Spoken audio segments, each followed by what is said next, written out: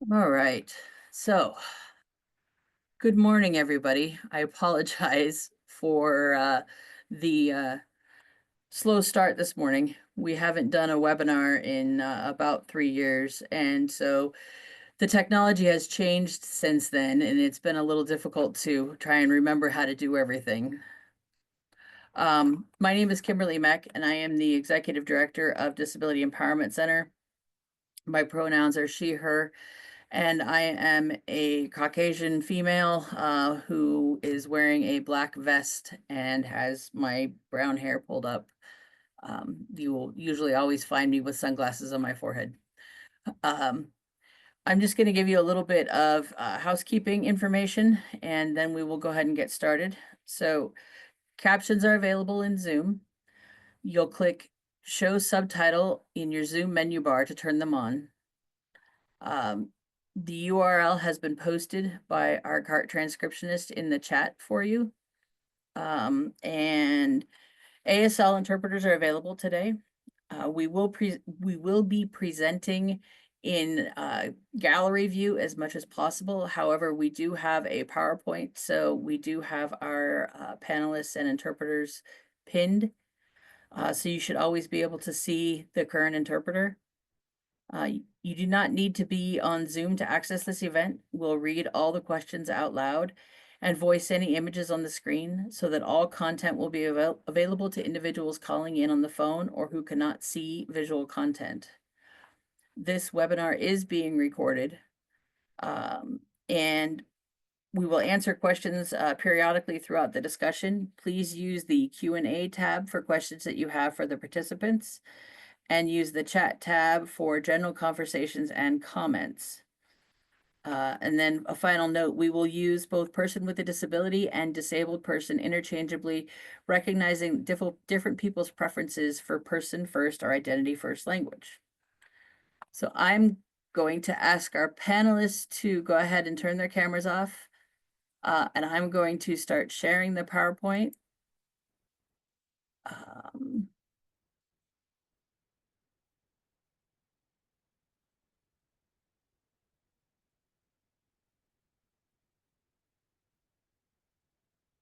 And I'm going to turn my camera off.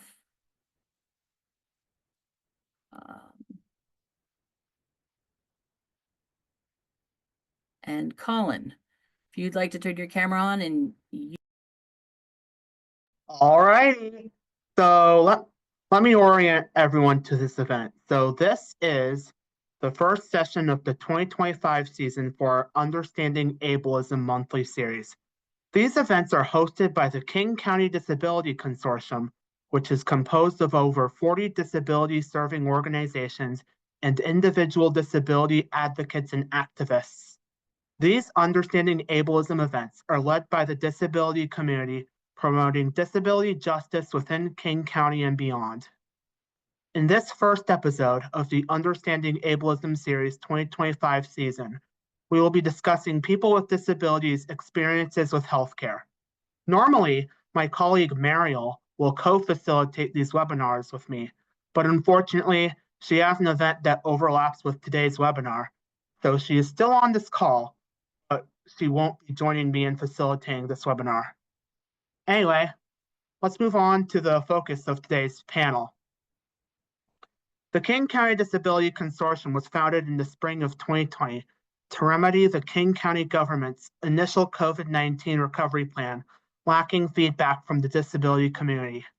In the beginning of the pandemic, KCDC was well received for their guidance on how to adapt to a world with COVID-19. However, once the first vaccines for COVID-19 were invented, a COVID is over bandwagon formed and gradually grew, causing people without disabilities to become much less cautious, about their health from 2022 on than in 2020 and 2021. When people without disabilities' attitudes about public health change like this, their decisions impact the lives of people with disabilities. In other words, the circumstances of public health in the US have changed since the last time the King County Disability Consortium conducted an Understanding Ableism series. All our panelists are here to elaborate on this attitude change based on what they have experienced in healthcare. Additionally, it is not just lack of COVID-19 cautiousness practices that the disability community questions when they have medical appointments. For too long, medical schools have not trained their students to be inclusive towards patients with disabilities by the time they become doctors or nurses. This can lead to any given moment in the healthcare experience being a nightmare for people with disabilities from the moment they step into the waiting room to when they are called into the office to the interactions that the doctor or nurse has with them. Our panelists today are people with disabilities who have firsthand experience with ableism in healthcare and hope that the stories they tell will encourage medical staff to do better when interacting with patients with disabilities. The document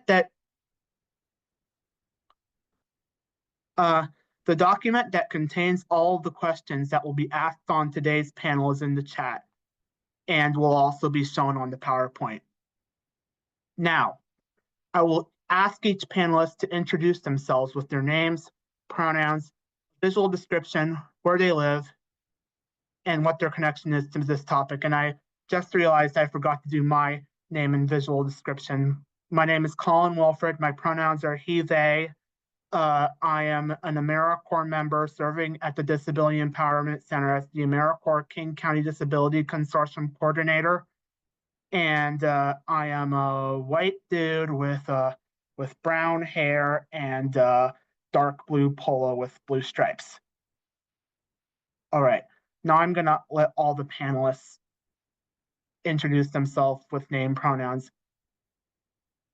and image description.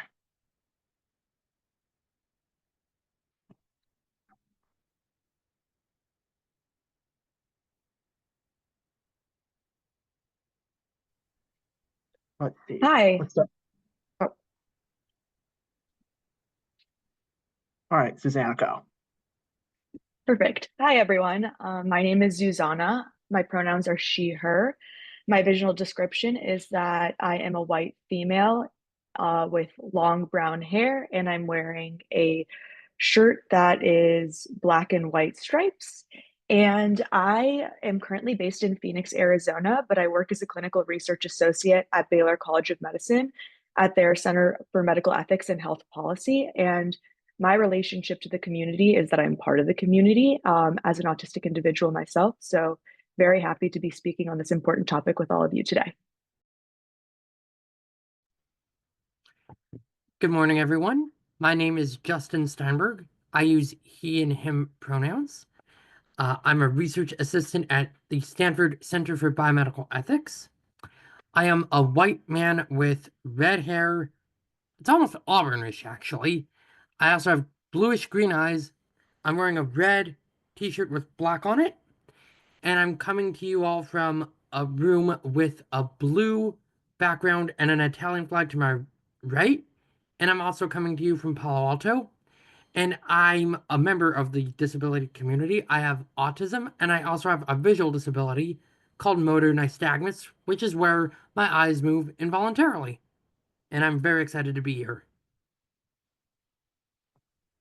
Okay, so I'm gonna give each of you 5 minutes to answer each of the questions. So next slide, please. The first question, how is COVID still prominent in your lives, even though mask mandates ended?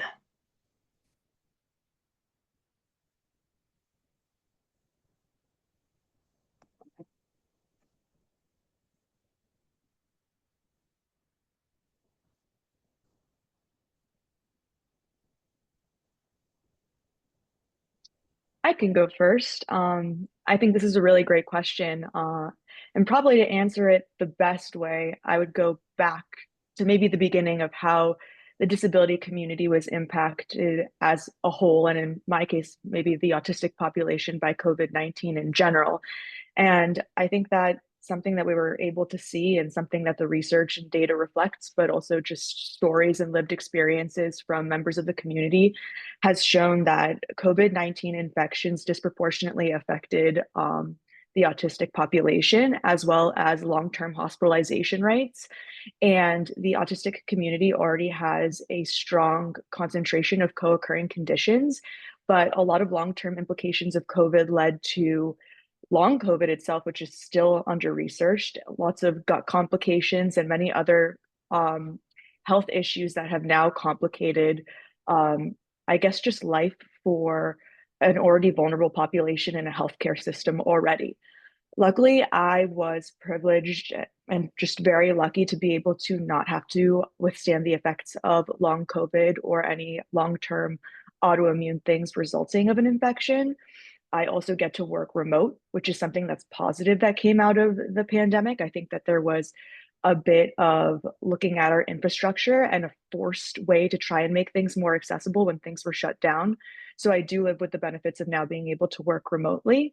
But I think that's something that has like permanently altered the way that I do the work that I do with disability advocacy and in research now, is looking at how kind of something like a pandemic has tried to treat an entire population, but from the beginning has really forgotten its most vulnerable. And then when it's decided to artificially say it's over, completely forget about the populations that still need care the most. And that's really shown in the disability community. There's just baseline large inaccessibilities and poor health outcomes for this community in accessing care. And now on top of all of these additional health challenges, there's even bigger struggle of trying to increase patient outcomes in this environment. And so I think that makes me think a lot about how I do this work. And I don't know, I still remember, I actually remember the day that the president announced that the pandemic was over. I was on a work trip in Washington, D.C., actually, and I was walking to a coffee shop to just get a drink before I had a day full of meetings. And I walked by a news station, and it's like how in news stations, they always have banners that kind of circulate the news headlines or whatever's happening that day. And it read something like, I don't remember the exact words, but it was like, Biden, like the president has now declared that the pandemic is over.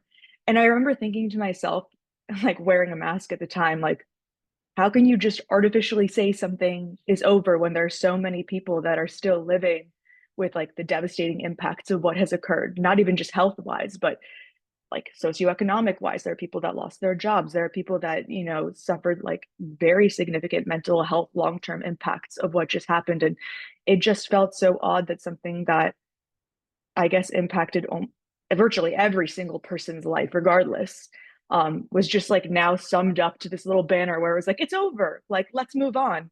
And I think I understand like trying to move society forward and not just like thinking about, I guess you have to like increase morale in some aspects, but there is this point where it's like now you're kind of forgetting a population again. You really struggled to address how to help the disability community during this pandemic. Now you're artificially saying something is over when that community still very much and disproportionately, struggles with the impacts of what happened in the first place. And now you're actually exposing them to even more stigma and impact of like the repercussions of now needing to wear a mask in, outside environments, because you can still be exposed to potentials of long COVID and things like this. And now people look at people that do so with stigma. And so it's just this like perpetual, I think, unfairness that continues to embed itself in our society whenever anything happens. And I think that that's something that is probably what I think about most prominently in my life, even though COVID has ended a long time ago, just how when things happen in society, how so often we just forget how to include the disability community in anything, and especially in our conversations.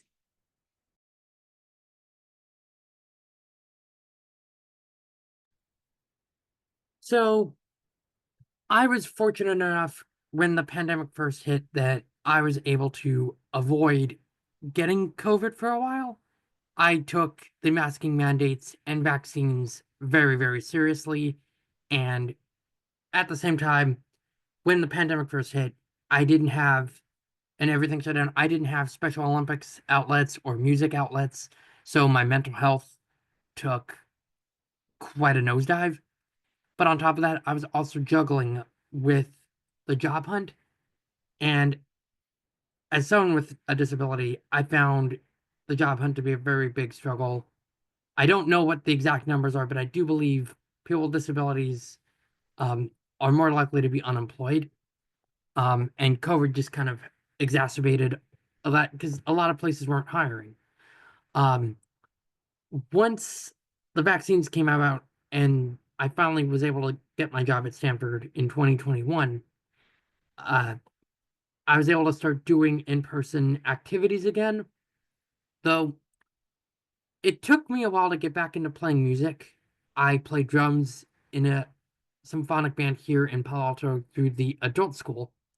So getting back to that took a little bit longer, but I'd say it was actually worth pushing that because I did not want to put other other vulnerable people at risk.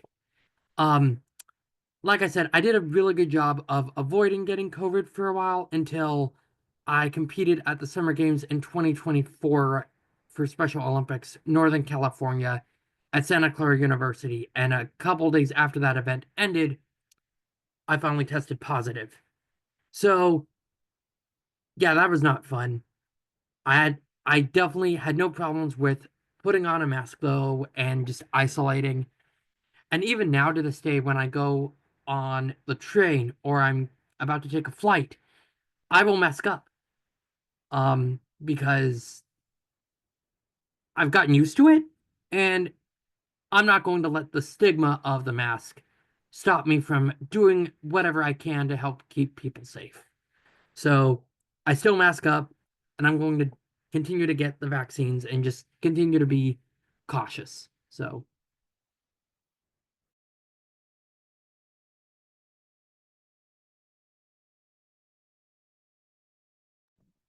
All right.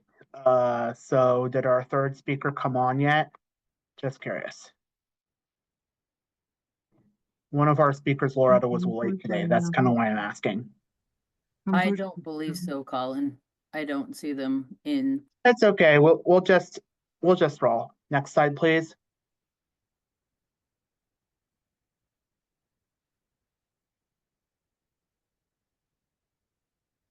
All right.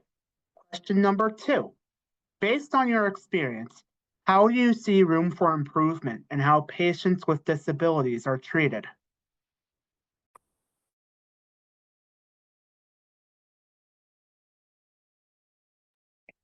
I think this is a great question. In fact, it's like one of my favorite questions to talk about. And I think it's because um, room for improvement in just our healthcare system as a whole is something that I think, especially with patients with disabilities, I think we need to improve like every single part of it. I think sometimes when we talk about the healthcare system, we think, strictly just about medical environments and how we can, improve just the experience for patients with disabilities in that, I guess, area. But for me, I think I see things as more of an interconnected web that play into each other to result in just an inaccessible experience in general for patients with disabilities. And I think that starts with everything from knowledge generation and how we produce, information about disabled populations in research in general. That's a lot of stuff that I do with my work today. So how are we thinking about asking research questions about populations where we know that oftentimes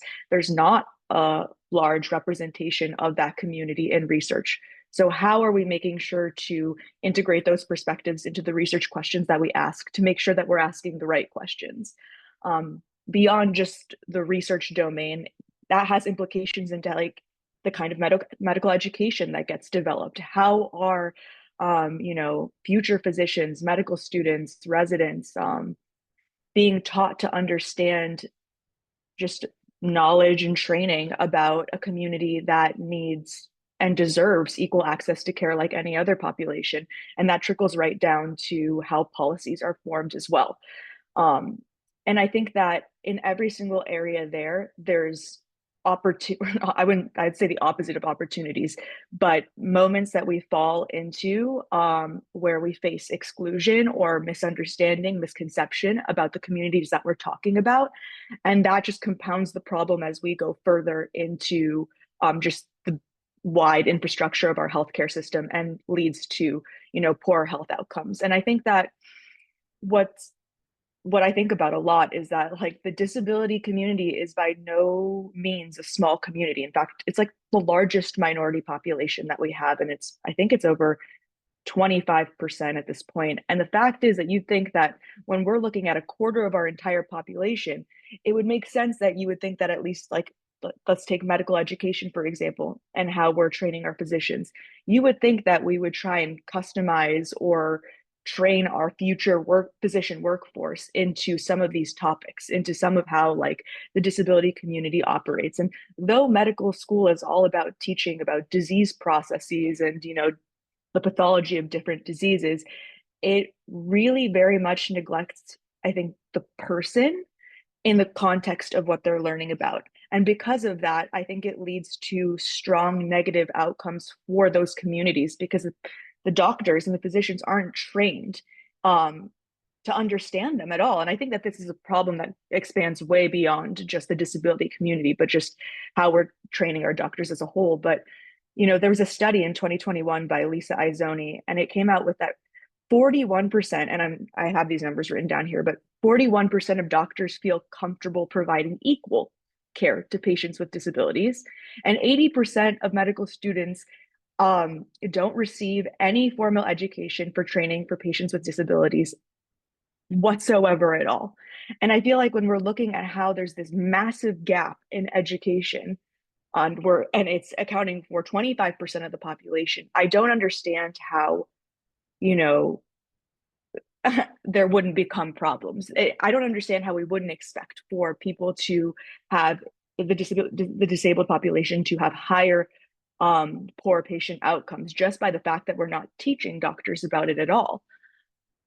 So I think that when we look for how to see improvement in how patients with disabilities are treated, we need to look at things like structural accessibilities. We need to look at how our healthcare system is designed, how our society is designed, how our physical structures are designed.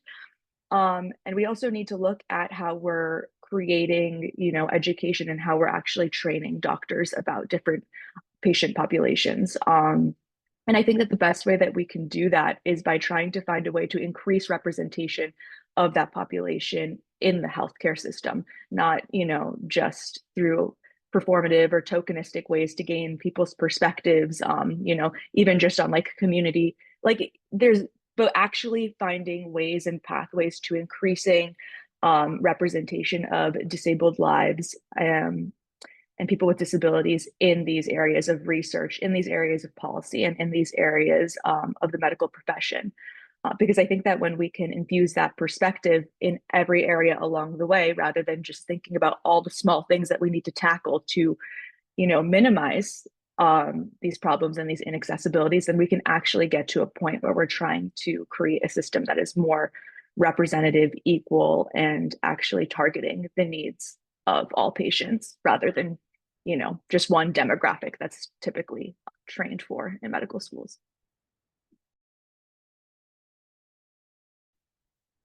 This is a great question, and it's interesting because I serve on an organization's board that focuses on care for people with, in particular, intellectual and developmental disabilities. So I think the reach could be a little bit more broader to the disability community.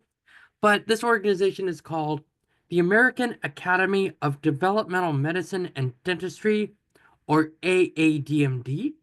And I can definitely put that in the chat in just a little bit. So I serve as a self-advocates representative, and I have a committee of other self-advocates, and we, really try and focus on important issues within the disability community at large. And one thing that this organization has been doing is they've also been focusing on improving medical education to make sure future doctors and nurses but also dentists are properly trained in caring for people with disabilities. But I agree, like, there's still a lot that needs to be done, just because the medical curriculum, from what I understand, is very crowded. So there's only so much that can be taught within a couple of years. Not an excuse, of course, but that's just what I've heard. And then another area that I think can be improved is in how, medical information and the like is communicated to patients with disabilities, such as using plain language.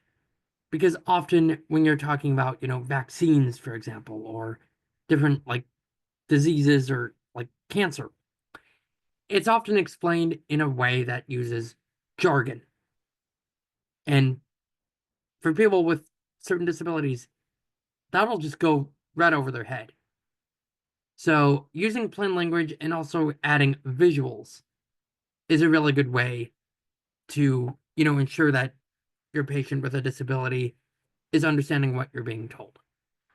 So to sum it all up, I'm working to help fix that gap, but I know there's still a lot of work that needs to be done. And actually, during the pandemic, I would do virtual talks with medical students about my experiences as a person with a disability.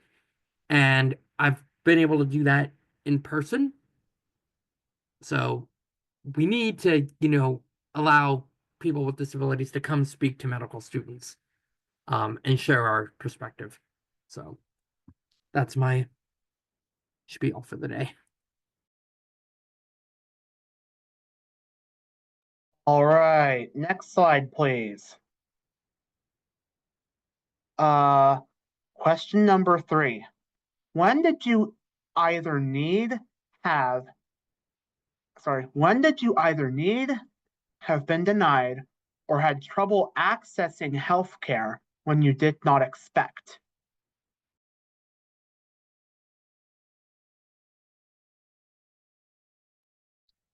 Another really great question. Okay, so let me think. I guess I'll infuse some more personal anecdotes into the answer to this question. So I think I also want to make a distinction between like accessing healthcare is very different than accessibility in healthcare.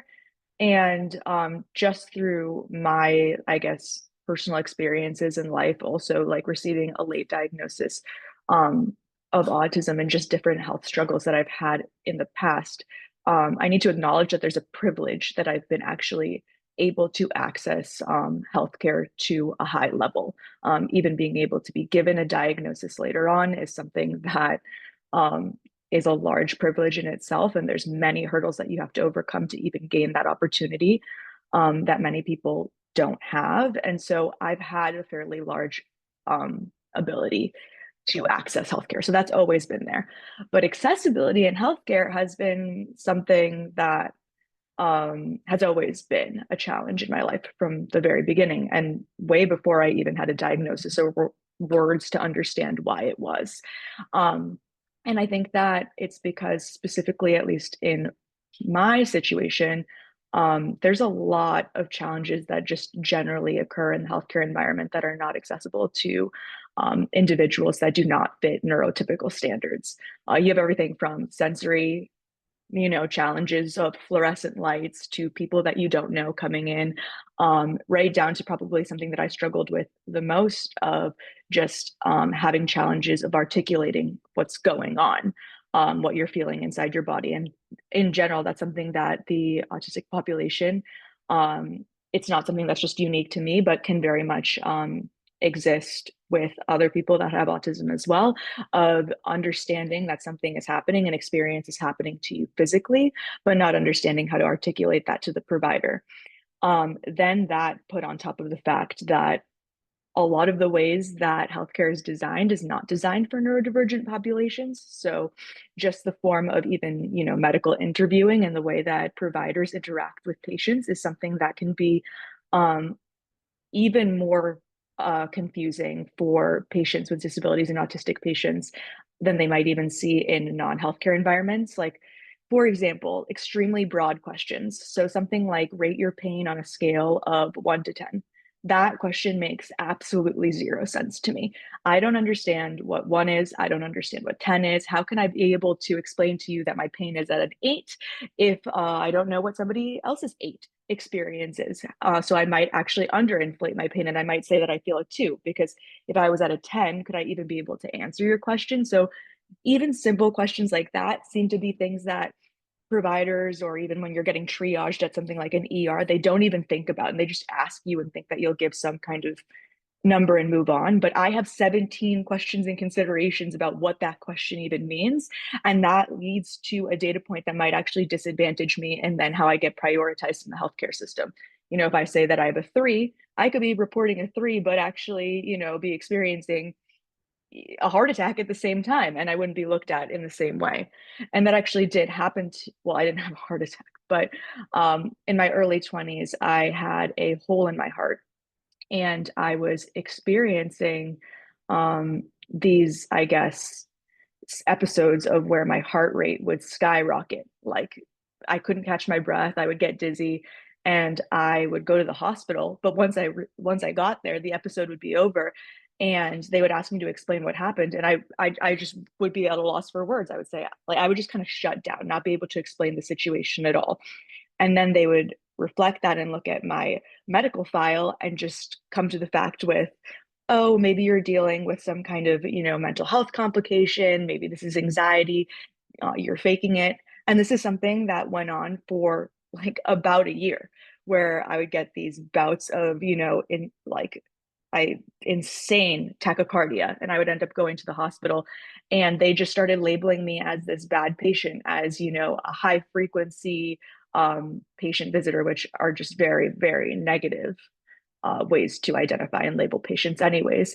And they ended up like making me actually like doubt my own reality and what I was saying, and making me think that I was making everything up, until one day they ended up catching the episode and I was rushed into pretty much an emergency operation to fix my heart. And I just think about those, like how ununique my situation is in situations of like the fact of an inability to communicate or diagnostic overshadowing happening when you're labeled and viewed through the context of one specific condition or disability, because doctors and providers aren't trained to look at patients beyond labels like that, and how just because you have one diagnosis that could impact the way that you receive care entirely from that moment forward. And so, um, you know, I think that trouble accessing healthcare has definitely always been in a situation of an, you know, inaccessibility issues in that communication of provider to patient.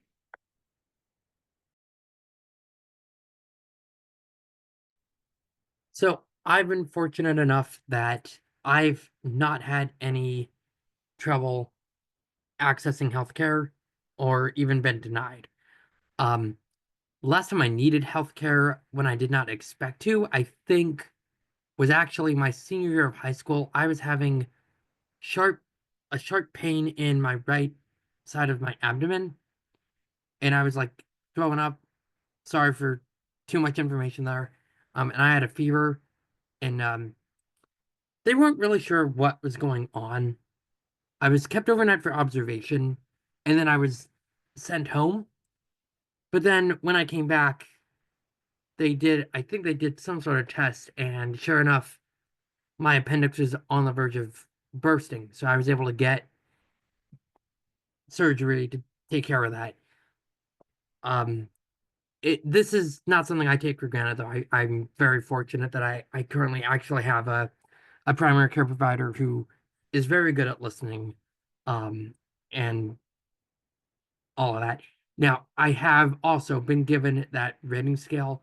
It doesn't bother me too much, but I can absolutely see how it would not work for other patients with disabilities. So that rating scale, especially when it's not described like clearly, they need to change that.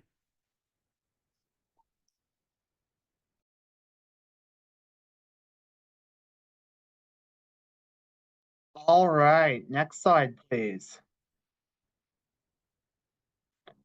And question number 4. how do you think healthcare can be easier for the disability community?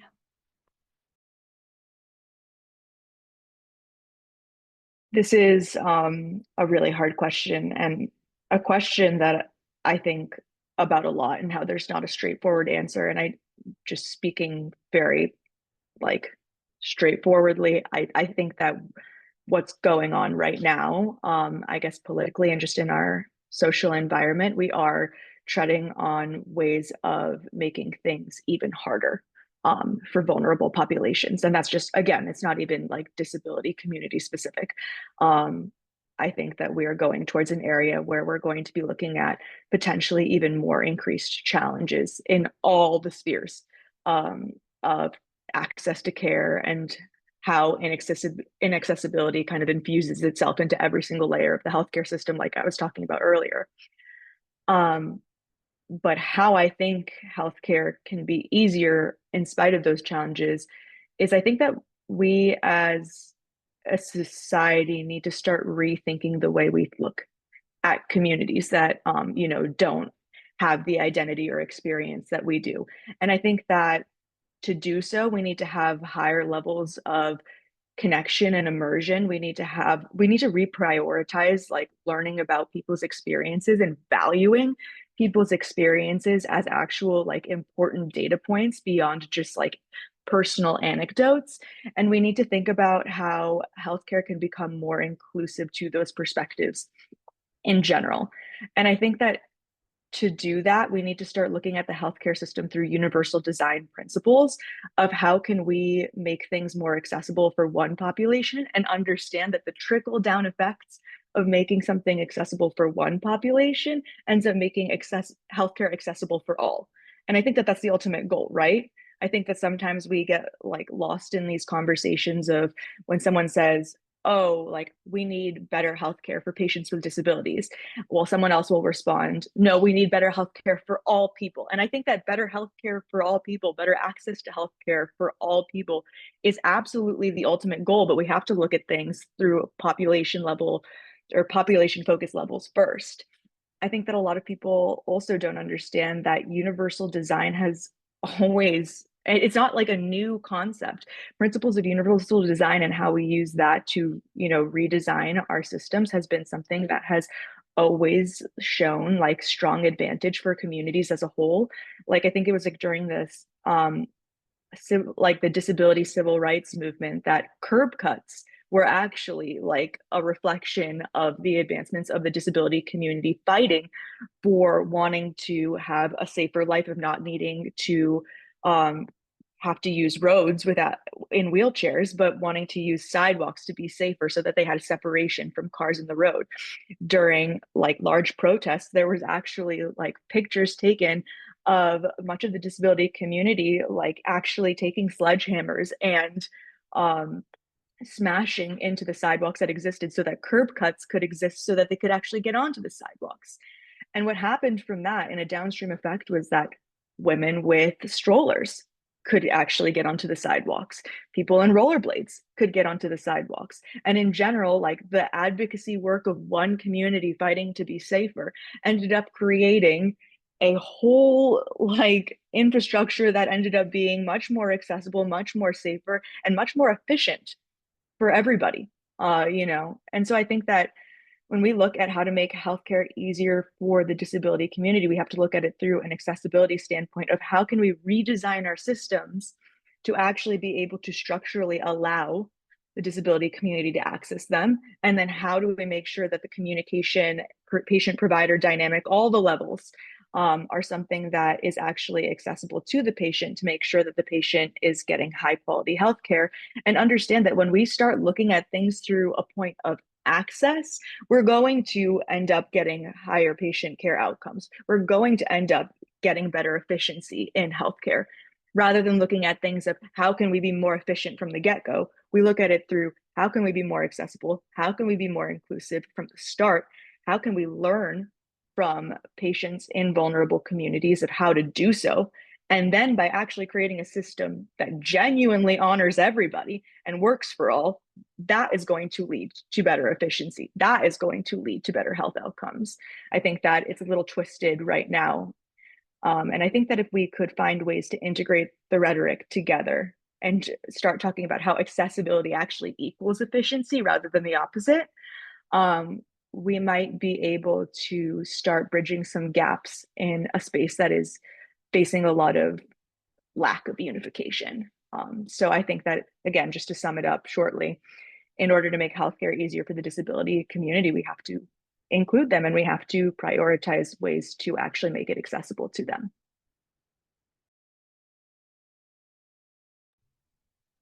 So I actually have a few other thoughts about this. And this is actually one big thing that I talk about fairly frequently. How can a person with a disability access healthcare if they don't have a means of getting to like a healthcare appointment? Transportation. Because for some people with disabilities, they can't drive. And often the public transportation system is not efficient enough. And they can often end up facing serious delays. And then there's paratransit, but often with the shortage of drivers and other people that need it, it can take also a long time to get to their appointment. So I think what healthcare providers need to try and figure out is or just healthcare systems. There needs to be transportation to and from appointments for people with disabilities. That's a big thing. Another thing to make things easier is healthcare providers need to do a better job of listening and talking to the patient with the disability whenever possible. Now, some patients with disabilities may not be verbal, but it's a courtesy. Talk to them first and then see if you need to talk to the caregiver. And always make sure to treat the person with a disability as a person first, like don't infantilize them. And then, I've said it before, plain language or explaining procedures in a way that's not full of jargon. And avoid those pain rating scales. It's all about how you communicate. Communication with the patient is essential, but it's how you do that that can either make healthcare easier or very, very difficult.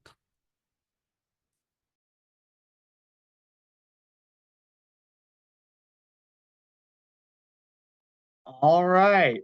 So that was all the questions in our program today. Obviously because one of our panelists couldn't make it.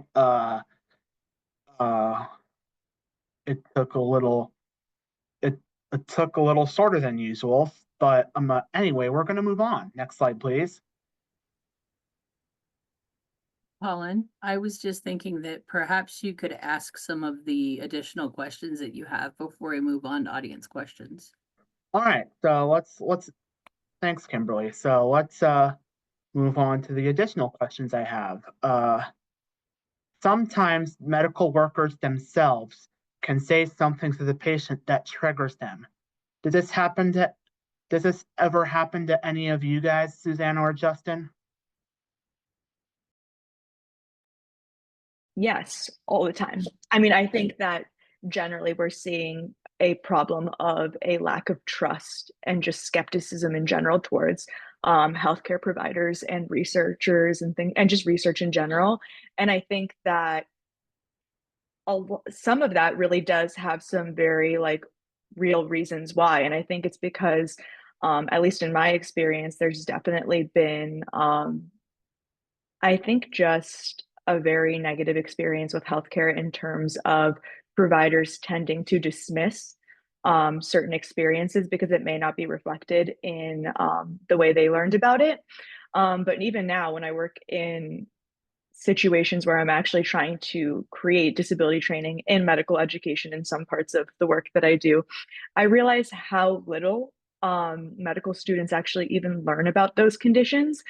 So I think that this kind of dynamic that exists where a patient comes and reports a slew of things that they're, dealing with, and then a provider just kind of looks at them and thinks of like the 5 symptoms that they learned about in context of this diagnosis, and they just write off that that's not possible or that couldn't possibly happen.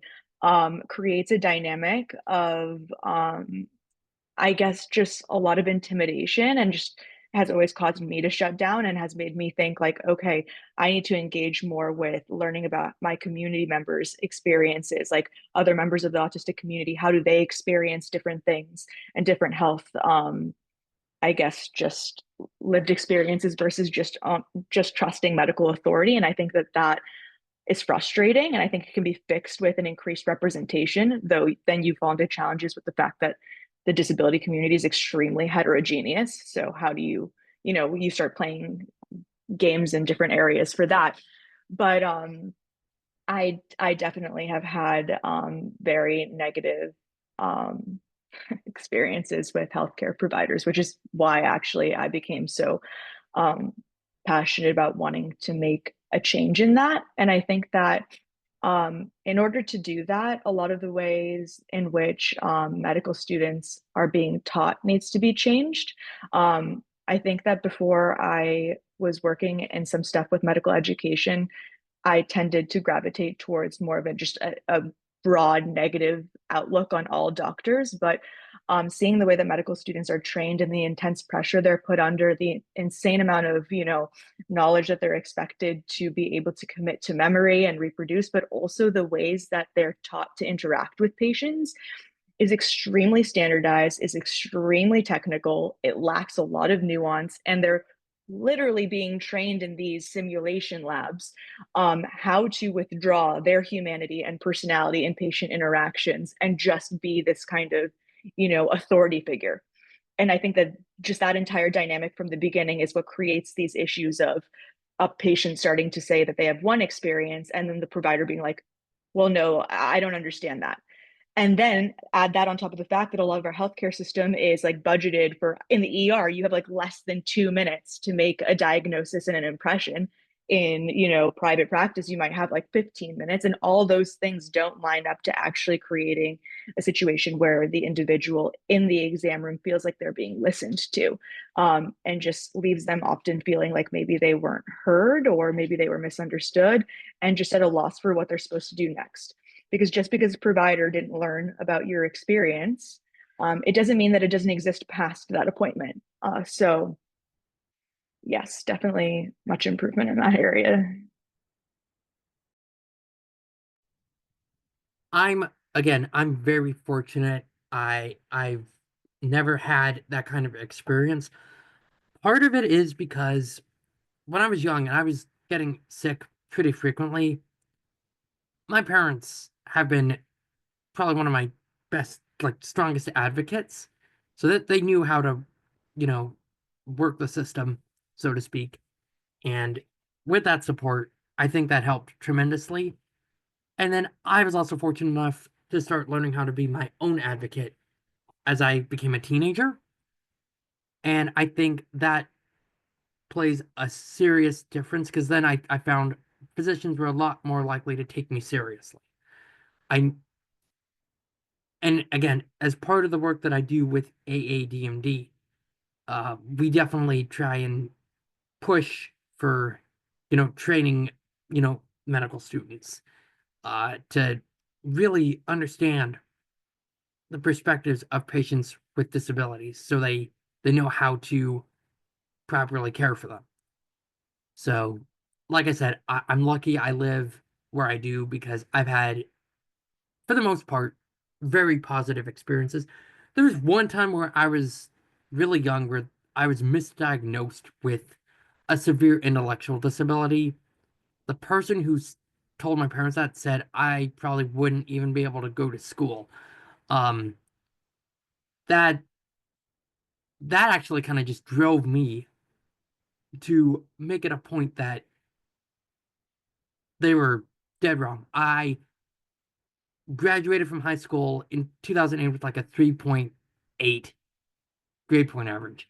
I went to community college, got an associate's degree with honors I think, a 3.7 grade point average. And I transferred to San Francisco State with that same grade point average, where I got my bachelor's degree in history cum laude, and then I got my master's degree in special education with a 3.77 grade point average. So my point is, labels don't tell the whole story, and often that also shows that medical professionals can be completely incorrect. So I think my biggest takeaway is, don't make false assumptions when you're using certain tests to determine a person's IQ. Especially in my case, they used a test where you had to match the different shaped pegs into the right holes. And of course you're going to struggle with that if you have a visual disability. And that was actually where a teacher of students with visual impairments, as the term is currently used, said, nope, this is not cognitive, it's a visual thing. So again, I've been very lucky, and I want to keep trying to help in my work to make sure other people with disabilities get the respect that they deserve in getting healthcare.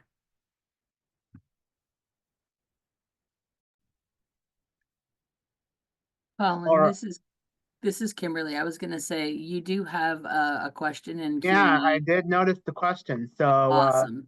I'm going to read the question out. It says, do you have advice about how to ask for accommodations when you visit a healthcare provider?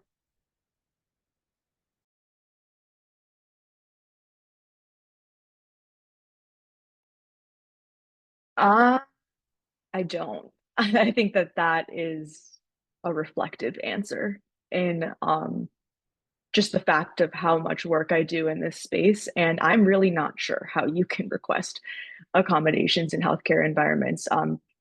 Just to be really honest, I try to avoid them now when possible, because I understand the communication challenges that are going to occur. And just because of a really long history in dealing or just navigating the healthcare system as a patient, it just brings up a lot of negative associations, and it's very just challenging to go to appointments because of a constant kind of refresher of what that experience might be, and just really needing to try and trust different medical professionals and not try to transfer an experience of one onto the other.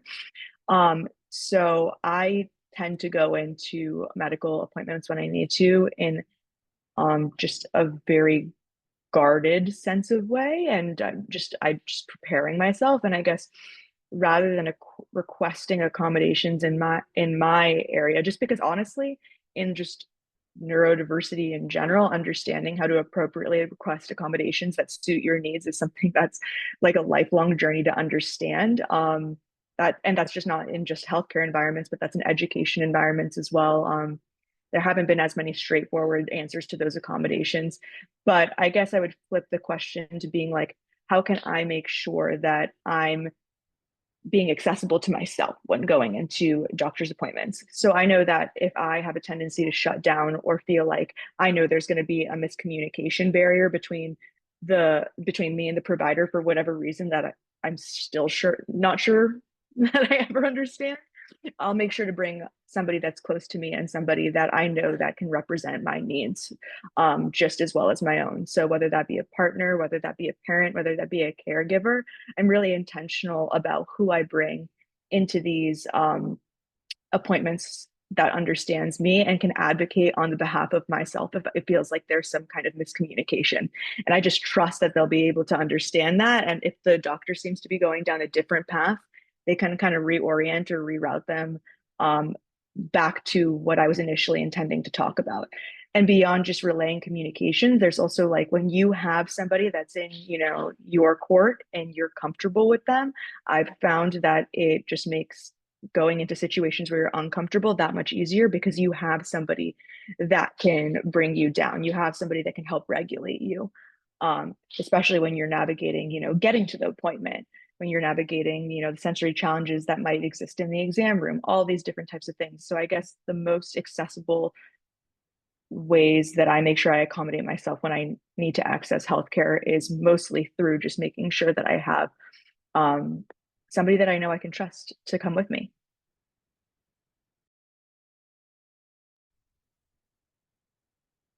So my biggest advice, and I've actually done some work on this actually through my job. One thing that helps is knowing what accommodations might exist. Now, this also requires on the healthcare system's part to, provide a list of accommodations. Not every accommodation that people with disabilities can have will necessarily be available in the healthcare like service or the emergency department, but know what is available and what will work best for you is big. And then in order to communicate that need, I found what helps, at least for me, may not be practical for everyone. Practice being able to advocate for yourself. Because if you don't want, you're never going to be able to rely on like your parents forever. So you need to start learning that skill as soon as possible. That's actually why for my master's degree project, I did a curriculum around self-advocacy for 8th grade students with visual disabilities, because they're not even going to have teachers to advocate the accommodations that they need forever, like when they go off to college. They have to do that themselves. So my message is make yourself aware of the accommodations that exist, which ones will probably fit your needs, meet your needs the best. Practice being able to effectively communicate your needs. And also, I know for some people this is probably easier said than done. Don't take no for an answer. Keep being persistent on what you need to make sure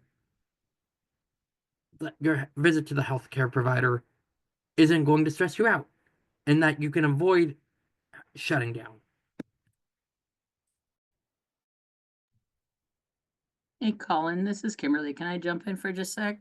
Yeah, I see another question. I do. I see one as well, but I was just going to point out that both Zuzana and Justin, I think, made a really, really good point that they actually didn't articulate, which was know yourself, know what your needs are, Yeah, regardless of what accessibility considerations. that's the power of self-advocacy. All right. Exactly.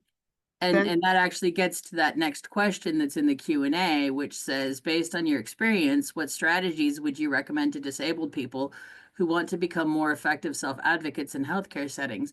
And I just wanted to point out that both of the presenters have actually answered that by talking about that they know themselves and they know what their needs are. And obviously, please feel free to contribute any additional thoughts to to that question. yeah, I just wanted to point that out. this kind of reminds me of a story when I was I'm gonna take a break from Zuzana and Justin for a moment and talk about a story about a healthcare experience I've experienced that I think the doctor's office I went on that it could have been a lot better. Like it was after school and I was going to a doctor's office I've never been to before, specifically for like an ear, nose, and throat appointment. So like about my allergies, sleep apnea, and stuff like that. And both of my parents took me there because it was a new doctor's office, and I was a little and it and I was a and I know and they knew I'd get nervous when I go to new doctor's offices because I have my own doctor. I actually have the same I'm a primary care provider in the Bay Area that I've had ever since I moved to the Bay Area in 2016. And and uh and yeah, so my mom, dad, and I arrive at the doctor's office, and we go into the waiting room, and the waiting room was full of like screaming kids and blaring cartoons, and so yeah, the waiting room was full of screaming kids and a loud cartoon playing at a high volume, and my parents could tell immediately that I was really overstimulated. And to make matters worse, the receptionist said that the wait was going to be about 45 minutes. So my mom and dad, realizing I was overstimulated, decided that dad and I should head over to Nordstrom to get the nearby Nordstrom to get some coffee, while my mom acted as my proxy to be in the my while my mom acted as my proxy to wait in the waiting room for me. And so my dad and I went to Nordstrom, and we arrived back approximately 45 minutes later. And then we learned that the wait was going to be an extra hour. And that time, the receptionist finally was like, yeah, I can tell I can tell I can tell Colin was feeling a little overstimulated. So I'll just find a room available, and he can wait in that room until the doctor is finally ready. And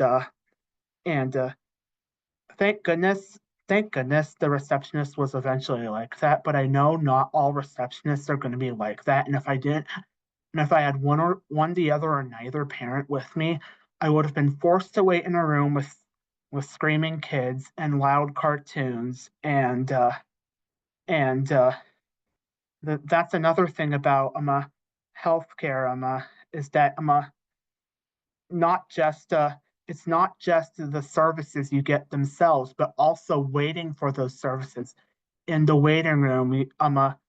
I unfortunately that waiting room I was put in back in my high school years was pretty much designed for teenagers with autism like myself to suck it up. And that's kind of what made me motivated to be a to motivated kind of what motivated me to advocate for healthcare and boost my self-advocacy skills. And it was also why, as the AmeriCorps King County Disability Consortium coordinator at Disability Empowerment Center, I decided to make healthcare the first topic in our revived Understanding Ableism series. So, yeah.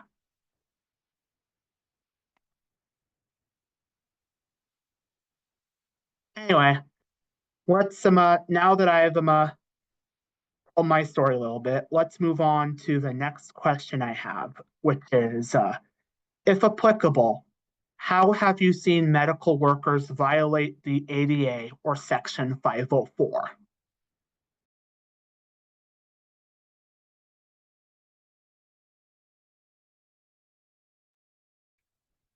It's a good question. I mean, I think that I would say that probably just based on my work in medical education, a lot of like medical students aren't even trained in any of those policies. So it's pretty easy to violate them when they're not actually a part of the curriculum. And I don't know necessarily, I think that the healthcare system as a whole is generally very reactive rather than preventative. So physicians and providers will learn that they might have violated something along the way or after the fact versus prior to. And then I think lost in all of that becomes the expense of the patient's experience and the patient's health. So beyond just my experience of what I've seen, I would say that it's an issue that probably happens very often.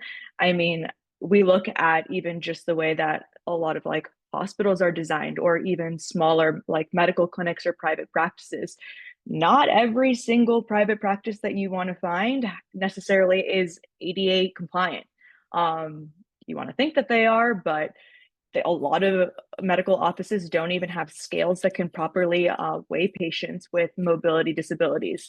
And that leads to a lot of poor health outcomes, and the fact that when you can't weigh someone, you lead to the potential of like missing many different medical things that are going on because you lose out on data points. That's just one structural like inaccessibility and often violation that I think faces the population quite often.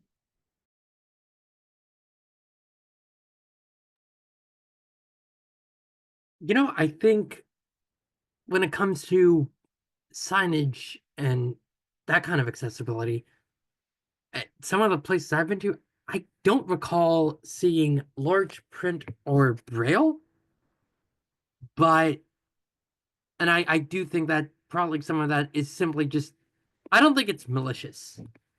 I really don't. I think it is just due to a lack of awareness. And I think medical students and professionals, they need to start being trained those about ADA and Section 504. Because I've usually had very positive experiences, but navigating like the ER, it's hard to like read because the signage font is so tiny. And the maps can also be very difficult to read. But again, I don't think it's out of maliciousness. I just think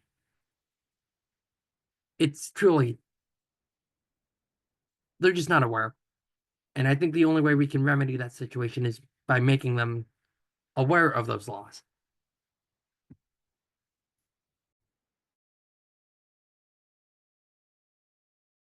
Right. All right. So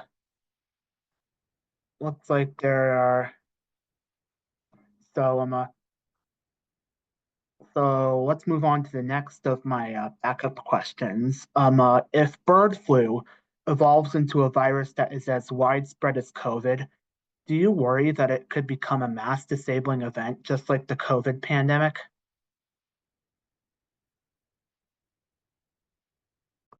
Well, that's a big question. I do worry. I don't think that we are at all prepared as a society to go into another pandemic or anything that could be potentially mass disabling. I think I've been monitoring bird flu for the past like year and a half now, just on different like public health news outlets and just watching it. And I think that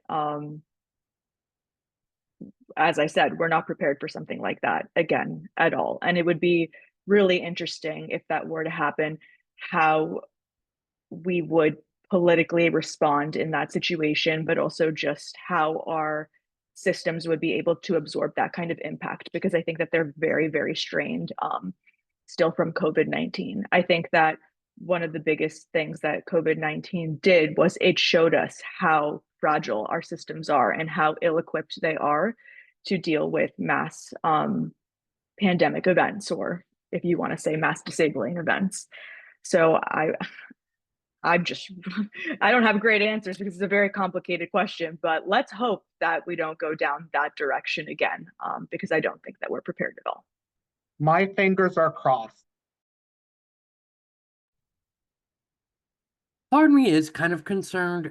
However, I think it partly does depend on where you live. Like, I think here where we are, like, yeah, we'll probably still have some significant issues, but I also do my part like every flu season to get my flu shot. Has it been 100% effective? No. I've gotten the flu occasionally, but I know, like, at least here in California, I think we'd be in a position where, like, we would definitely still feel some effects. I'm not saying we won't, but I think maybe I'm being overly optimistic, but I'd like to think here in California, we're in a little bit of a better position to handle that. But who knows? I mean, this is a complicated issue, but I'm going to keep the faith and believe that at least here in California, we're in an okay position. Washington too. Anyway, let's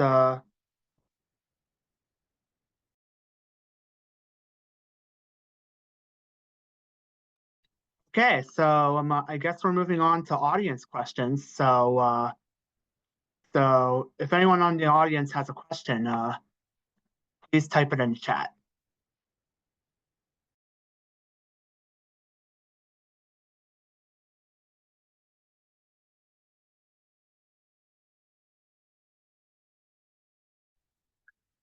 Colin, this is Kimberly.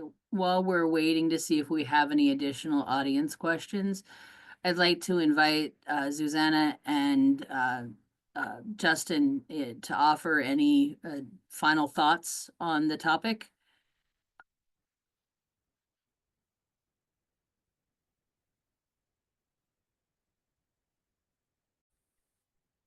Final thoughts. Okay, I will try to be profound.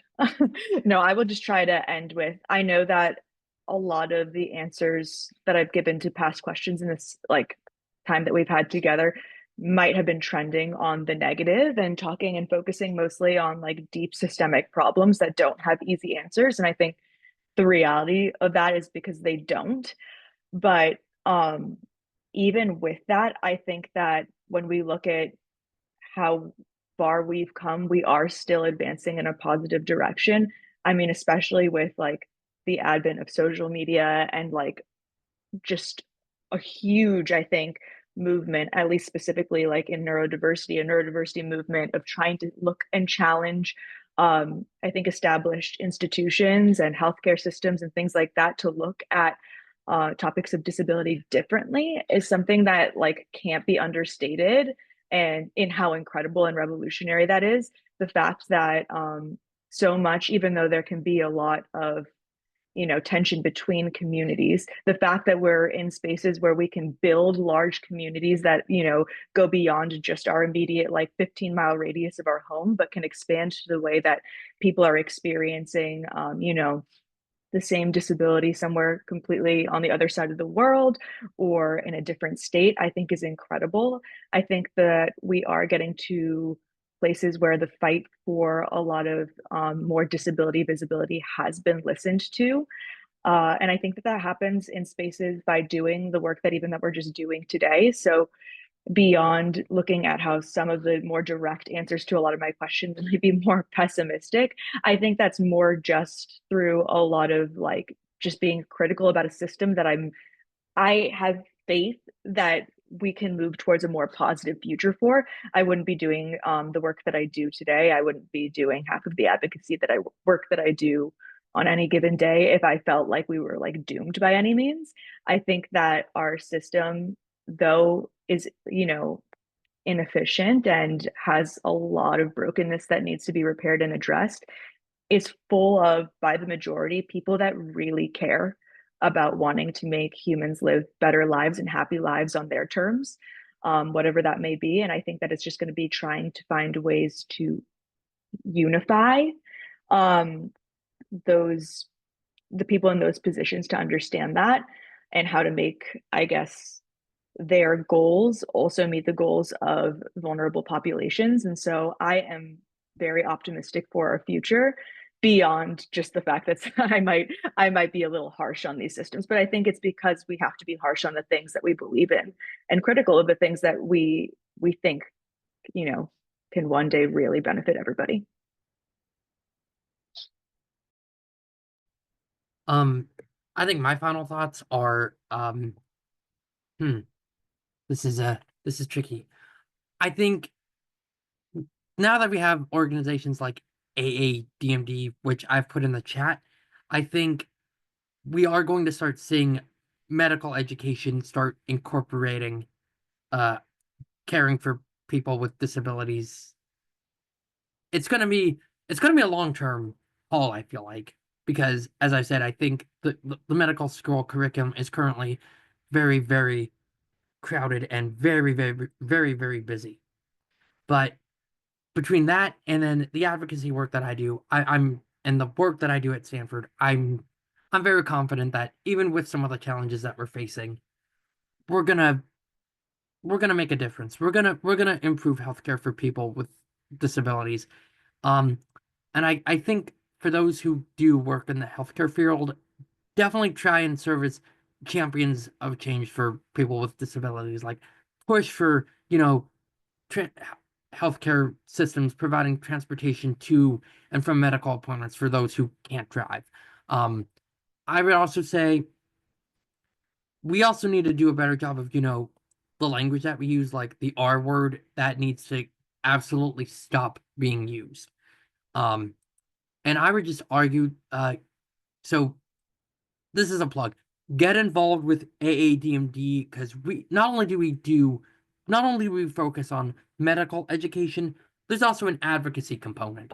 And we have a conference every year. This year it's actually going to be in Phoenix. It's the AADMD One Voice. So if you're looking for, for an opportunity to meet other physicians who care for people with like IDD in this case, but maybe disability in general, like not just across the country, but like internationally, it's a global thing. Get involved with AADMD in some way. So that you'll find that organization is full of people who really do care and who do what they can to improve the lives of people with disabilities.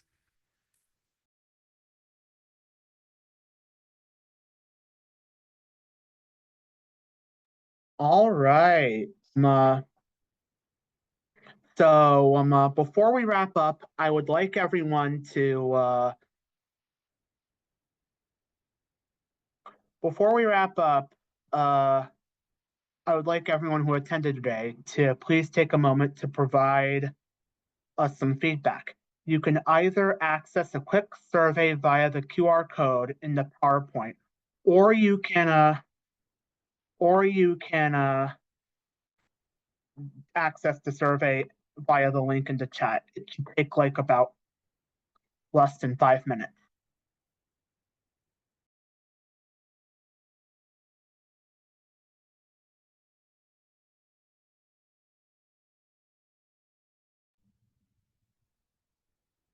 Colin, this is Kimberly. I did put the link into chat for you.